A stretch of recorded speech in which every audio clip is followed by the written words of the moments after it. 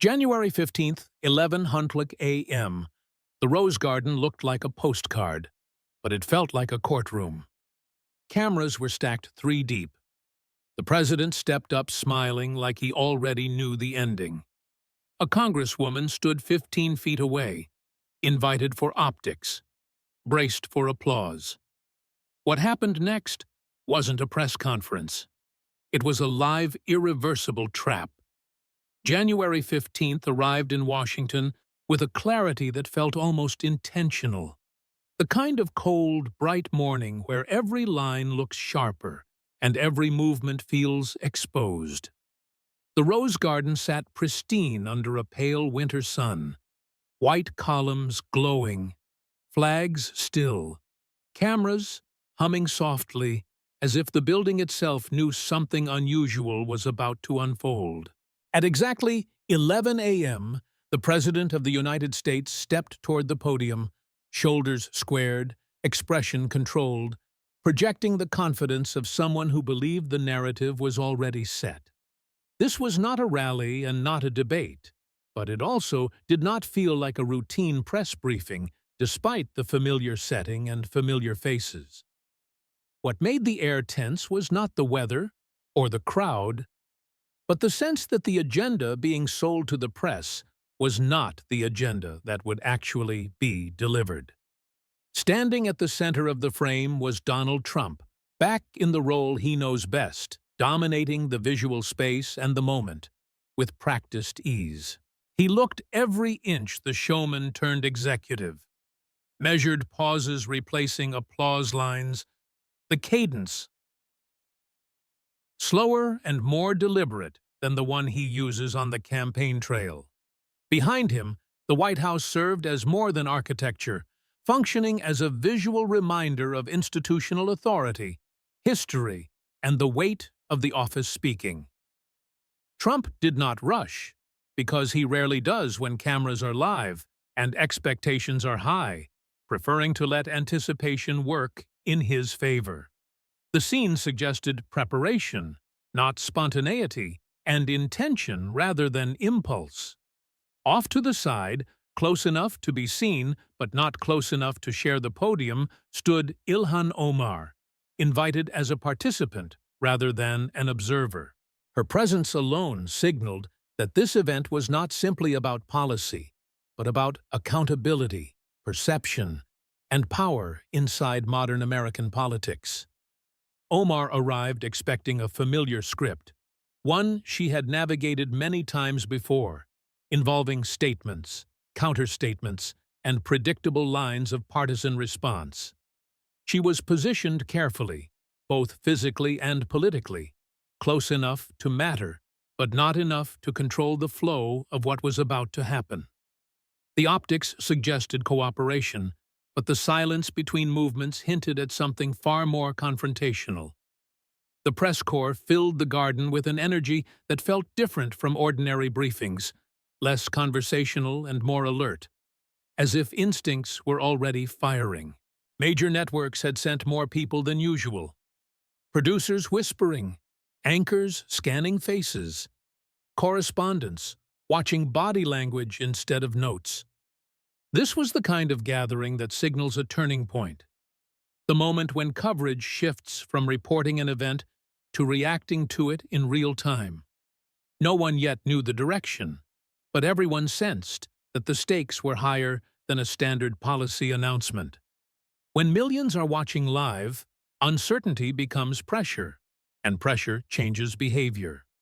The stated reason for the event sounded procedural on paper, an announcement tied to federal oversight and investigations connected to public funding programs.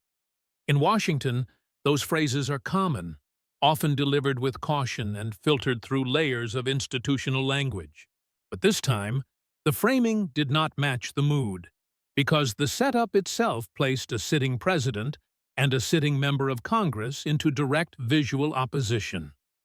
That contrast alone created tension, signaling that this would not be a detached discussion led by agencies or spokespeople. Instead, it suggested confrontation, or at least the possibility of one, unfolding without the usual buffers. Trump opened with language that felt almost understated, emphasizing facts, clarity, and responsibility rather than emotion or ideology.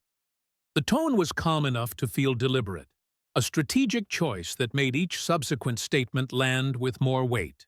By invoking investigations and records, he positioned himself not as an accuser, but as a presenter of information, a subtle but important distinction. This approach reframed the moment as an examination rather than an attack, even as the implications grew heavier by the minute. The audience was being invited to watch, listen, and judge, rather than simply react. For Omar, the shift was immediate and visible, because the structure of the event began to move away from mutual messaging and toward asymmetrical control. She was no longer sharing a stage in a symbolic sense, but standing within a narrative being directed from the podium. In American political culture, that difference matters, because who asks the questions often defines who holds the power in the room. The expectation of balance gave way to a feeling of exposure, amplified by the presence of live cameras and an audience far beyond the garden. What might have been a controlled appearance was quickly becoming something else entirely. This opening moment is important not because of what was alleged, but because of how the situation itself was constructed and perceived. Politics often turns on substance, but it turns just as often on framing, timing, and the ability to control attention. By bringing these two figures together under presidential authority, the event collapsed distance between accusation, response, and public judgment. The real question introduced here is not simply about legality or policy, but about how power is exercised in full view of the electorate. From this point forward, the issue was no longer what would be said, but whether anyone involved could redirect the story once it began. The moment the president began speaking, it became clear that this was not an announcement designed to inform, but an event structured to confront. His pacing was deliberate, his tone measured, and his language carefully chosen to project control rather than outrage. This mattered because outrage invites dismissal, while calm authority invites attention. Instead of launching accusations outright, he framed the setting as a necessary reckoning with records, oversight, and responsibility. That framing alone shifted the burden from rhetoric to evidence, at least in appearance. What followed was a rhetorical move that changed the dynamics of the entire event. Rather than speaking about agencies or unnamed officials, the president directly acknowledged the presence of a sitting member of Congress. This acknowledgement was polite on its surface, even complimentary, but it carried an unmistakable subtext. By thanking her for attending and emphasizing that her presence was voluntary, he implicitly established consent to scrutiny. The audience was being told, without being told, that what came next was fair simply because she chose to stand there. The political implications of that setup are worth pausing on. In American politics, proximity equals participation, and participation often implies accountability. Standing beside a president during a press event is usually an opportunity to share legitimacy. Here, that same proximity became a vulnerability, because it placed the Congresswoman inside a narrative she did not control. This was not an interview where questions could be filtered or deflected through press aides. The president then introduced the stated subject of the briefing, a large-scale federal investigation related to public funds. On its own, that announcement would have been significant but familiar. Another chapter in a long history of oversight disputes. What made this different was the way the investigation was geographically and legislatively anchored. The focus narrowed quickly to a specific district, a specific piece of legislation, and a specific political sponsor.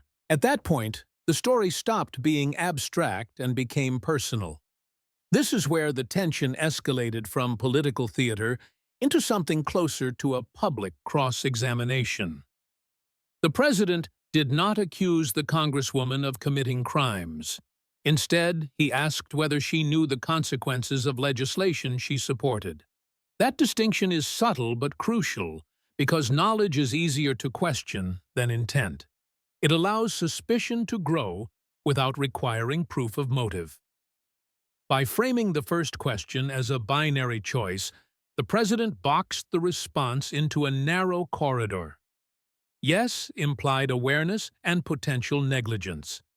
No implied ignorance and potential incompetence. Neither answer offered a clean exit, which is precisely why the question was effective. This is a technique borrowed from legal depositions, not political debates. The reaction from the press was immediate and revealing. Whispers replaced note-taking, and body language shifted from routine detachment to visible discomfort. Reporters understood they were witnessing something outside normal protocol. More importantly, they understood that whatever happened next would be replayed, analyzed, and debated far beyond that moment. Live television does not allow for revision, only reaction. When the congresswoman attempted to contextualize her answer, the interruption came swiftly. The president did not raise his voice, but he did assert procedural authority. He framed the interruption as a correction, not an attack, reinforcing the image of control. By insisting on a yes or no response, he denied her the space to reframe the narrative. That denial mattered more than the question itself. At this point, the event crossed a psychological threshold. What began as a press conference had become a spectacle of imbalance. The power of the office, the setting, and the cameras all flowed in one direction. The congresswoman's responses, regardless of content, were now being judged as much by hesitation as by words. Silence became as meaningful as speech. The introduction of physical documents marked another escalation. A thick folder, visibly organized and segmented, served as a prop with symbolic weight. It suggested preparation, depth, and inevitability, even before any specific contents were discussed. Viewers did not need to know what was inside to feel its impact. The folder itself communicated that this was not improvisation. From a media perspective, this was the moment the narrative locked in. Visual storytelling often outweighs verbal explanation, especially in live broadcasts. The contrast between a confident presenter and a restrained respondent told its own story. Networks understood instantly that they were no longer covering an announcement, but a confrontation. That realization shaped everything that followed in real time. The president's emphasis on numbers rather than emotions was another calculated choice. Numbers create an illusion of objectivity, even when interpretation remains contested. By repeatedly returning to figures, totals, and timelines, he positioned himself as a fact-driven actor. This approach implicitly challenged the audience to verify, rather than simply react. It also shifted the debate from ideology to arithmetic, a terrain many politicians avoid. When he referenced convictions and guilty pleas connected to the investigation, he again avoided direct accusation. He spoke of outcomes in court, not assumptions, letting the audience draw connections on its own. This technique relies on implication rather than declaration. It invites viewers to ask whether proximity equals responsibility. That question is powerful precisely because it has no easy answer. The congresswoman's silence during these moments became increasingly conspicuous. Each pause extended the tension, allowing speculation to fill the gap. In live settings, time stretches, and seconds feel longer than they are. What might have been a brief hesitation in another context felt prolonged and consequential here. The absence of response created a vacuum that the narrative quickly occupied. Observers on all sides began interpreting the moment through their own lenses. Supporters saw a coordinated attack designed to humiliate rather than inform. Critics saw long-delayed scrutiny finally unfolding in public view. Neutral viewers were left to weigh demeanor, tone, and plausibility rather than definitive conclusions. That ambiguity fueled engagement, because ambiguity invites argument. As the focus shifted from legislation to personal associations, the stakes rose again. Mentioning campaign staff and associates connected the investigation to electoral politics. Campaigns are built on trust, vetting, and proximity, making them fertile ground for suspicion. By asking what was known and when, the president echoed language associated with major political scandals. The implication was not guilt, but responsibility for oversight. The refusal to answer directly did not resolve the question. Instead, it amplified it, allowing viewers to project their own interpretations. Was the silence strategic, legal, or simply overwhelmed? Each possibility carried different implications, none of them favorable in the moment. The live audience was left suspended, waiting for clarity that never arrived. This segment of the event demonstrated how political power can be exercised without explicit accusation. By structuring questions that collapse into dilemma, the speaker controls the outcome regardless of the response. The respondent becomes reactive, defensive, and constrained. Even truthful answers can appear evasive when delivered under such conditions. That dynamic is central to understanding why this moment resonated so widely. Importantly, the president repeatedly framed the process as one of investigation rather than judgment. He referenced agencies, records, and ongoing reviews instead of personal verdicts. This allowed him to maintain plausible distance from the consequences of his words. Any fallout could be attributed to facts, not his framing of them. That separation is politically useful, even if ethically debated. As the minutes passed, the event took on the feel of a turning point rather than a revelation. Nothing fundamentally new was proven in that garden. What changed was the visibility of unresolved questions. Those questions, once aired, took on a life of their own. In politics, visibility often matters more than resolution. By the time the first major segment concluded, the narrative had already escaped the confines of the Rose Garden. Social media clips were circulating before the event even ended. Commentators began constructing opposing interpretations in real time. The story was no longer about an investigation, but about how power was displayed and challenged. That shift ensured the moment would not fade quietly. This is where the analysis must pause and look forward. The remaining sections of the confrontation would deepen these themes rather than resolve them. Each new document, question, and pause would compound the existing tension. The audience, primed for escalation, would interpret everything through the lens already established. What began as oversight had become spectacle, and spectacle has consequences. As the exchange continued, the atmosphere in the Rose Garden shifted from shock to calculation. Viewers could feel it, even through screens, that the event had crossed a point of no return.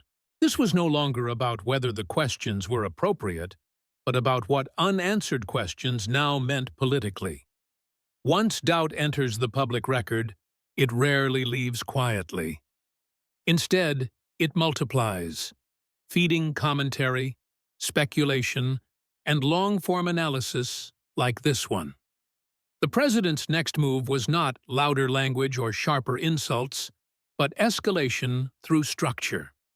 He signaled that what the audience had just witnessed was only one segment of a larger narrative. By referencing additional sections, additional documents, and additional lines of inquiry, he implied depth without yet revealing detail. That implication alone kept viewers engaged because it suggested that the story was incomplete by design. In political storytelling, incompleteness is a powerful hook. This tactic mirrors courtroom strategy more than campaign rhetoric. A skilled prosecutor rarely reveals everything at once, choosing instead to establish patterns. The president leaned into that method, emphasizing timelines, relationships, and sequences rather than isolated acts. Whether one accepts the premise or not, the approach framed the Congresswoman not as an isolated actor, but as a node in a broader network. That framing invites viewers to ask whether coincidence can reasonably explain repeated proximity to controversy. Throughout this portion of the event, the Congresswoman's posture became a subject of analysis itself. Political communication is not only verbal, and audiences are trained, consciously or not, to read body language. Stillness can be interpreted as restraint, but it can also be read as paralysis. Each moment without a clear response allowed others to narrate her silence on her behalf. In the absence of control, perception fills the void. The president repeatedly emphasized that investigations, not opinions, would determine outcomes. This refrain served two purposes at once. First, it insulated him from accusations of personal vendetta. Second, it positioned institutions as arbiters, even as he guided public interpretation. That duality made the confrontation harder to dismiss as mere political theater. Critically, the event exposed a larger question about modern governance. What happens when oversight moves from closed committees into open spectacle? Transparency is often demanded by voters, yet transparency can also distort process. Live interrogation does not allow for deliberation, context, or consultation with counsel. The audience is left to decide whether immediacy enhances truth or undermines fairness. As the discussion turned toward financial disclosures and reported valuations, the complexity increased.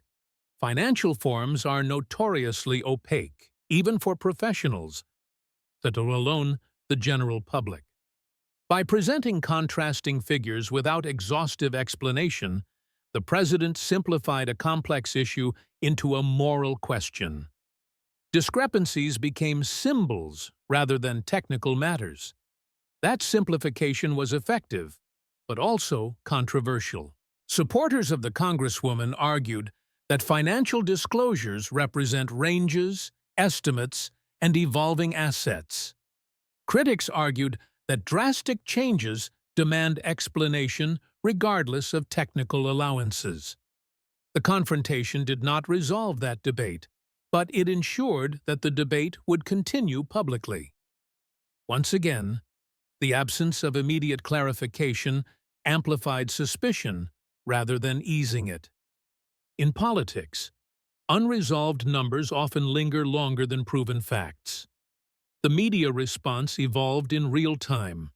Some networks attempted to contextualize the exchange, while others highlighted the drama. Editorial choices revealed ideological leanings as much as journalistic priorities. Yet no outlet could fully ignore the moment, because the visuals were too compelling. A sitting president questioning a sitting lawmaker on live television was inherently newsworthy. This raises an uncomfortable issue for democratic norms. Should such confrontations occur in this manner, or does spectacle erode due process? There is a fine line between accountability and performance. Crossing that line can energize audiences while weakening institutional trust. The Rose Garden exchange forced viewers to confront where they believe that line lies. As the president referenced further areas of inquiry, including campaign finances and personal relationships, the narrative expanded again. Each new topic broadened the scope from public policy to personal ethics. For some viewers, this shift validated long-held concerns. For others, it confirmed fears of character assassination disguised as oversight.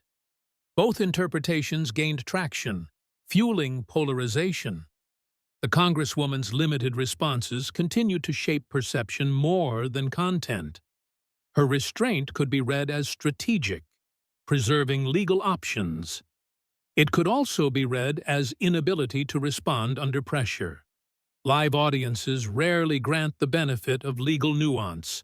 They respond instead to confidence, clarity, and immediacy. This dynamic illustrates a broader trend in political media.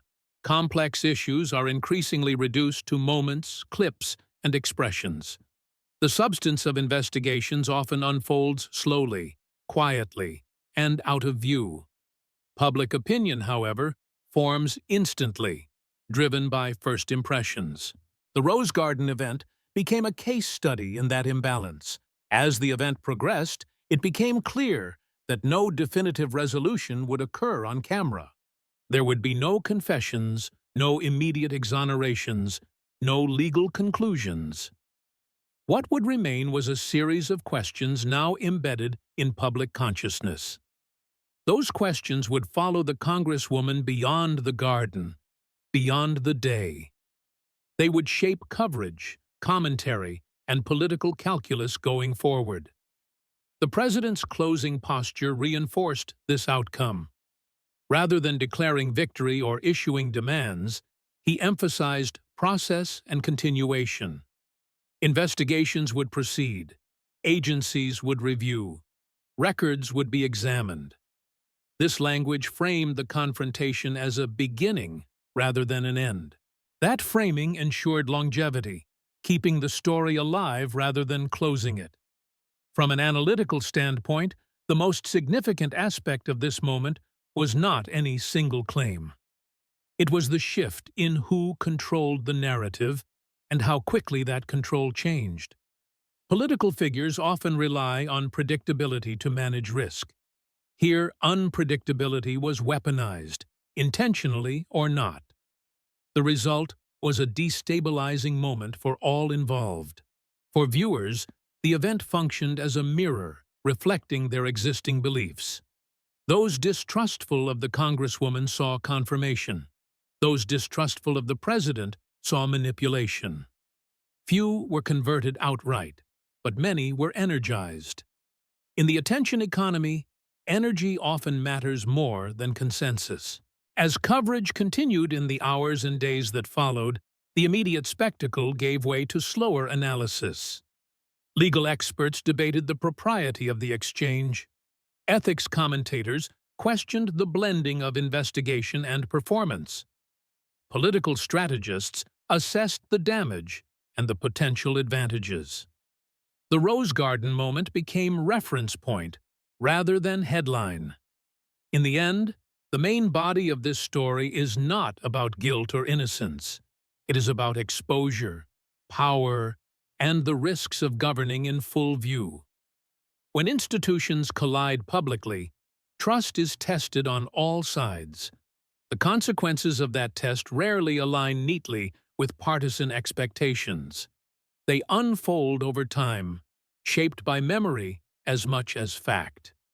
This confrontation underscored a fundamental truth of modern politics. Visibility can be as consequential as verdicts. Questions can be as damaging as accusations. Silence can speak as loudly as declarations. And once a narrative escapes into the public sphere, no one fully controls where it lands. With that, the main arc of this analysis reaches its close. What remains is not resolution, but responsibility. Responsibility for institutions to act carefully. Responsibility for media to contextualize rather than inflame. And responsibility for audiences to distinguish between evidence, implication, and performance. What unfolded in the Rose Garden did not end with answers, and that may be the most important detail to remember.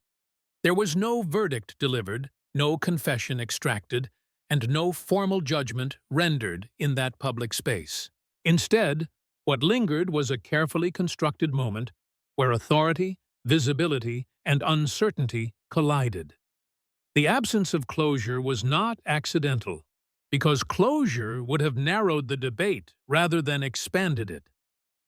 By leaving questions suspended in the open air, the event ensured they would follow everyone involved long after the cameras shut off.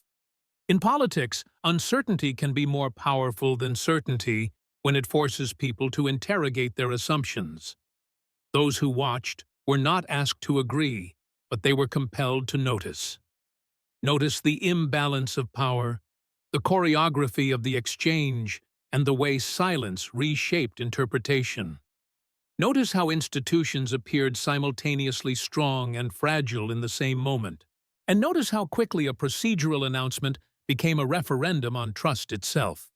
The challenge for observers is resisting the urge to collapse complexity into slogans. Investigations are not convictions, and accusations are not proof, even when delivered with confidence and documentation.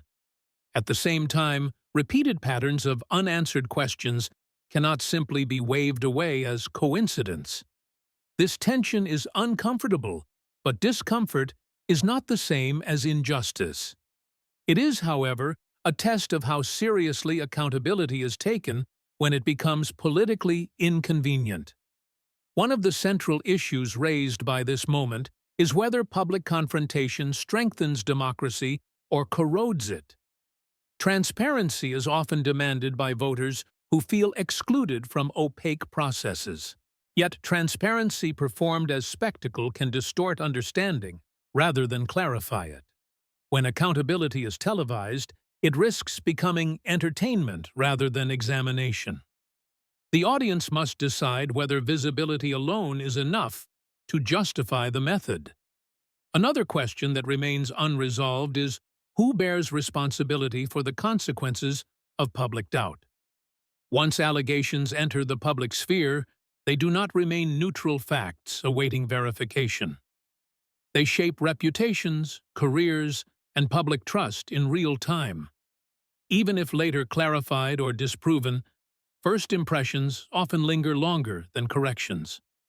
That reality places an ethical burden on those who choose to raise questions publicly and dramatically.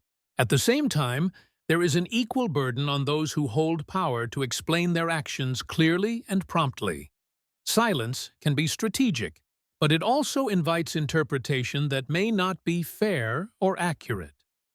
In an era of instant analysis, restraint can look like evasion, even when it is legally prudent. This disconnect between legal process and public expectation creates fertile ground for misunderstanding. Navigating that gap is one of the defining challenges of modern public service. The media's role in this moment cannot be ignored, because amplification shapes consequence. Editorial choices determine whether an event is framed as oversight, ambush, or accountability. Selective emphasis can either contextualize complexity or flatten it into narrative certainty. Audiences often underestimate how much mediation occurs between what happens and what is remembered. With that power comes responsibility that extends beyond ratings and immediacy. There is also a deeper structural question beneath the surface of this confrontation. Should elected officials be questioned in ways that resemble judicial proceedings outside of courts? When political authority adopts the language and posture of prosecution, lines begin to blur. Those blurred lines can erode confidence in both political and legal institutions, or they can be defended as necessary adaptations to public demand for transparency. The moment also forces reflection on how identity and representation function in political discourse. Claims of bias, protection, or targeting are often dismissed too quickly by opposing sides. Yet, identity can shape perception in ways that are both real and exploited.